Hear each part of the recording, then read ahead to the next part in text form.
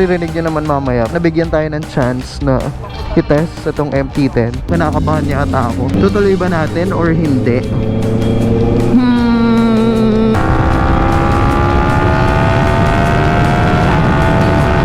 Hindi siya ganun kaingay sa tenga.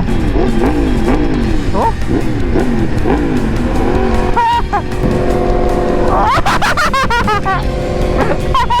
Gusto ko yung tunog ng crossplay na yun, oh. Mamimiss kita. Diba yung quick shift niya dun sa quick shift nitong Honda na meron siyang power cut off. Pero syempre, hindi naman kasi throttle by wire to. Hello guys and welcome back sa panibagong vlog. Ngayon pala ako nakapag-intro kasi nakalimutan ko may GoPro pala akong dala. Tanggal kati ride lang tayo kasi mukhang hindi ako makakapag-ride this weekend. At least bago weekend makakapag-ride tayo. Quick coffee lang. Alam nyo naman na yung place sa Clark. Alam nyo na kung saan. Alam nyo na rin yung daan. Harap na lang tayo ng ibang pagkukwentuhan.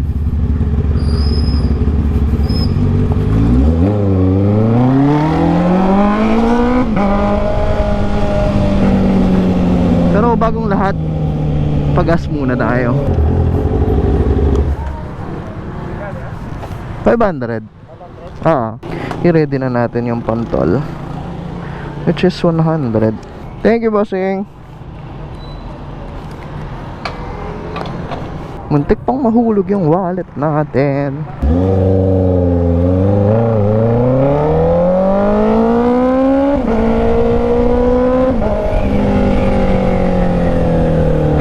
By the way, meron pala akong tinatry na bagong settings para sa GoPro. So yung color, imbes na natural or yung GoPro looking na color niya, parang color filter niya, pinalitan ko siya ng flat.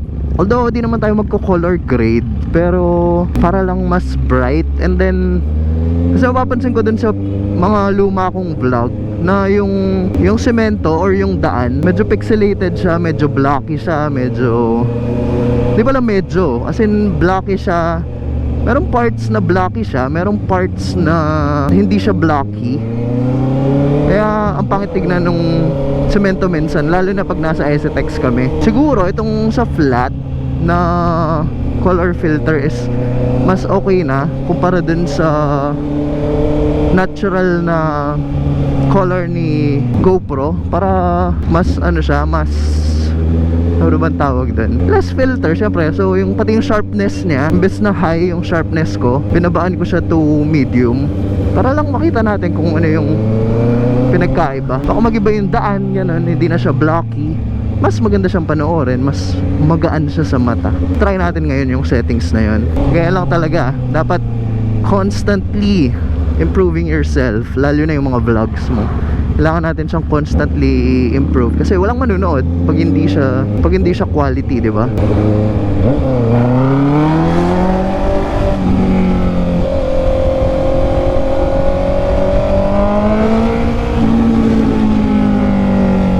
Kala ko wala pa kayo? Kala ko wala pa kayo? Sabi mo 6 eh. Hindi ko alam ngayon kung kita, pero sana kita. Although kahit naman hindi kita, maririnig nyo naman mamaya. Nabigyan tayo ng chance na i-test sa itong MT-10. Subukan natin kung gaano ka-goods ang MT-10. Pero for sure naman goods to. Hindi ko alam kung anong i-expect ko sa MT-10. Kinakabahan niya ata ako. Tutuloy ba natin or hindi?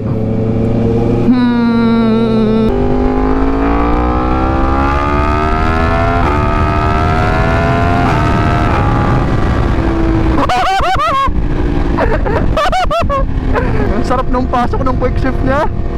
Damn! Mapuwersa siya, talagang gagano, aatras ka talaga eh.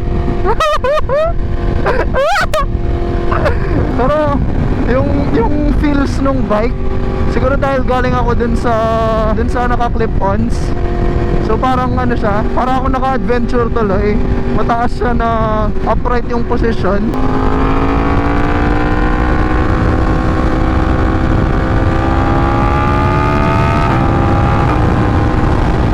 Sarap nung pasok nung kada shift niya.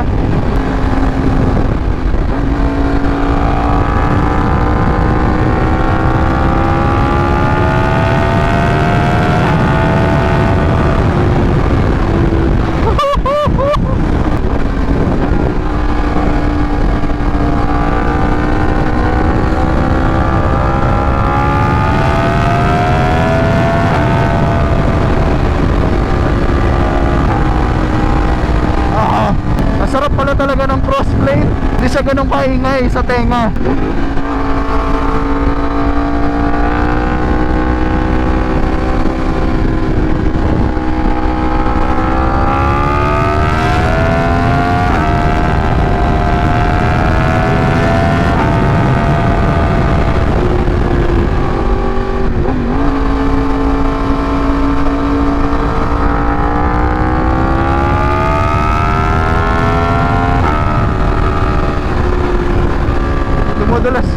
Dumudulas yung puwet ko. Sarap ng tunog niya.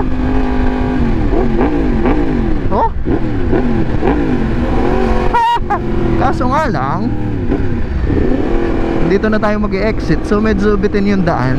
Pero the experience, wala, mabibitin na naman ako dun sa bike ko niyaan. Para ka talagang naka-adventure bike coming from yung CB na naka-clip-ons. Sobrang upright lang niya, naka-upright position.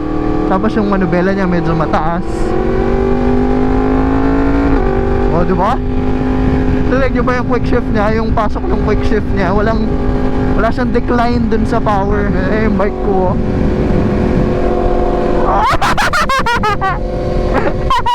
so hanggang dito na lang. Feeling ko ako si Kilakam, yung tunog nung exhaust niya, ganun. Kaso hindi ko pa kaya yung driving skills nun. Oh, di ba? Oh, sarap! So balik na tayo dun sa bike natin. Oh, iba yung tunog. Ayoko siya. Gusto ko yung tunog ng crossplay na yun, oh. Mamimiss kita. Thank you po. Nakikipalit pa si Raj after Esitex, pero ayoko na. Hindi ko na kaya. Palitan na. Iba yung quick shift niya dun sa quick shift nitong Honda, na meron siyang, hindi agad pumapasok kasi yung shift nito eh. Oh, di ba? Meron siyang power cut off. Pero syempre, hindi naman kasi throttle by wire to. Hindi pa siya electronic throttle. Cable pa kasi siya. Hindi tulad ng MT-10 na wire na siya. So since wire siya, mas smooth talaga yung magiging kalalabasan ng quick shift. So since ito may power cut off, kasi kailangan dayain eh. Kailangan patayin mo yung power eh, para makapag-shift ka eh. Ay, ba't ganito naman yung daan dito? Puro ba to? Kawawa yung gulong ko tuloy. Anyway, so going back, pero feeling ko sa pauwi hindi na ako makikipag-swap dahil gusto kong ma-feel tong bike ko eh. Kasi baka masanay tayo masyado dun sa power ng, though short ride lang siya, pero hanap-hanapin mo kasi. Buti pala nagdala ako ng GoPro, kasi hindi ko naman dapat dadalhin yung GoPro eh. Kasi gusto ko lang mag chill ride, relax na ride. Pero pag kasi naumpisahan mo ng nagra-ride ng merong GoPro, may mic, gano'n, as much as possible palaging nandyan dapat eh. Sayang eh, baka meron kang makita sa daan na pwede pala siyang i-record, gano'n. O kaya may nakita ka bilang aksidente, gano'n. Sayang din kasi eh. Kaya bago kami umalis, chinarge ko na rin, kahit wala akong planong dalhin talaga. Pero at least ngayon, di ba, sakto na record pa yung paghiram natin ng MT-10. O kung di natin dala yung GoPro, di ba? Hindi natin na-record yung paghiram natin. Wala tayong upload para sa araw na to, di ba? At least ngayon, meron tayong upload.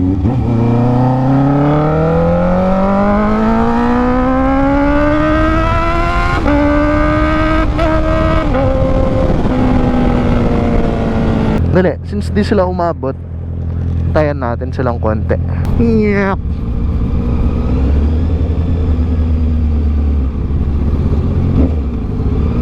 Hindi, kasya tayo dito. Ayan o. Medyo masikip nga lang. Dito na kami at magkakape muna kami. So, BRB! May mga nainip. But, pupunta kami Petron ngayon para lang tumambay. Wala lang.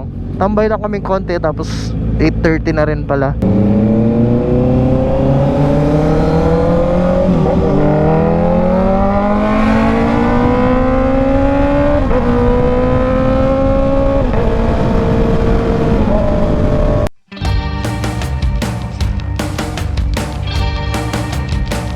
Hello guys and welcome back sa panibagong vlog. Pasensya na't madilim na naman. Napapadalas yung night ride namin lately. Nauna na sila daddy dun sa Clark. tayo susunod lamang. Pero bagong lahat, pagas muna tayo. Wala na tayong gas. Tapos balitaan ko kayo dun sa nangyari doon sa flat yung colors, tapos medium yung sharpness. Hindi na pala ako papagas. Kasi umakit sa 2 bars Abot naman yan, lalo chill ride lang tayo. Kaya malapit lang din naman ang pupuntahan. Kaya siguradong aabot yan. What is causing the traffic? The U-turn. Malaki kasi Hindi pala malaki, mahaba. Ayan. Pasok na tayo ng STX.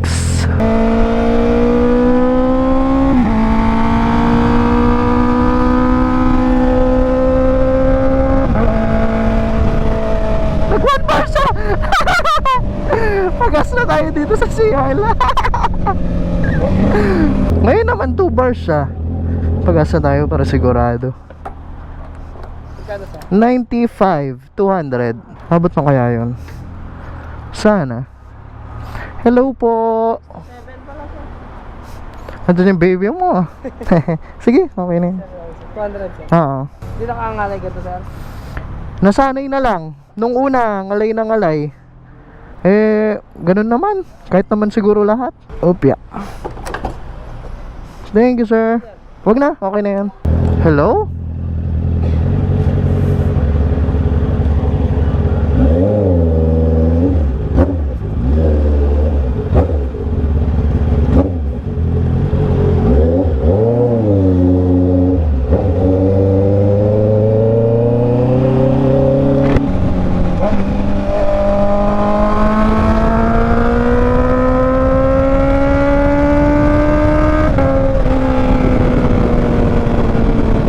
So kami nag-exit nung last vlog.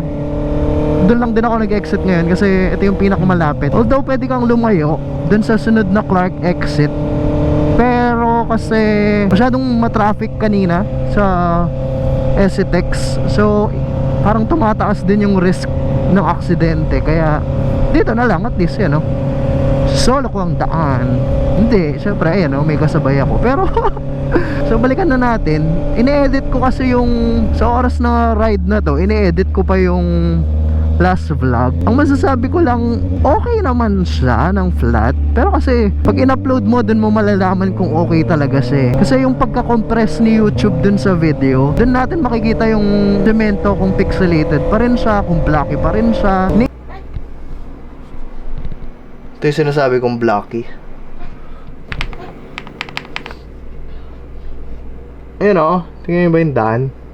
Hindi nag-play eh.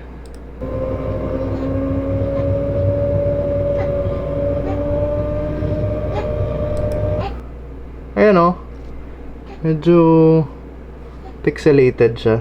Hehe, nagkaroon ako ng excuse para gamitin yung camera, which is binanggit ko rin naman sa video.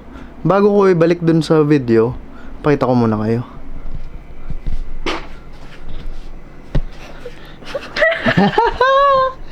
Balik na tayo sa video. Niisip ko nga ngayon kung ididikit ko na lang itong vlog na to dun sa vlog na yun eh. Yun kasi 10 minutes lang eh. So kung idadagdag ko to, hahaba yun, di ba? So baka ganun na lang yung gawin ko. Ewan ko pa. Lalaman na lang natin yan mamaya.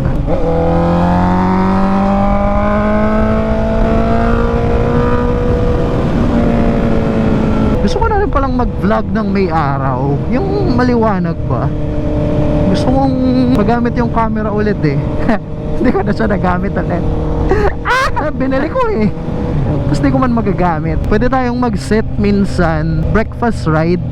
Pero hindi lang siya breakfast. Mag-spend tayo ng time para mag-shoot ng pictures, di ba? Para meron tayong upload sa Instagram, sa Facebook, ganun. Hindi ko pa alam kung kailan. Kasi most likely after sahod na. Kasi wala na akong pera eh. 200 na nga lang yung pinagas ka, di ba? Nasa porch. Chinat ko kaso sa ano daw siya pupunta. Duman siya dito. Ayun, dito ko na lang din tatapusin ng vlog kasi feeling ko masyado nang mahaba, lalo na part 1, part 2 siya. Nag-decide na ako na idikit na lang siya dun sa nauna ko pang vlog para humaba yung nauna. Bilang may tunnel dito, dito ko na lang din tatapusin ng vlog. Maganda yung outro natin. Maraming salamat po sa panonood. Hanggang sa muli. Ano masabi mo dun sa transition kanina? Ayan po. Ganda, no? Ganda, no? Ganda, no? Ganda, no, guys? Ganda, no? Nice.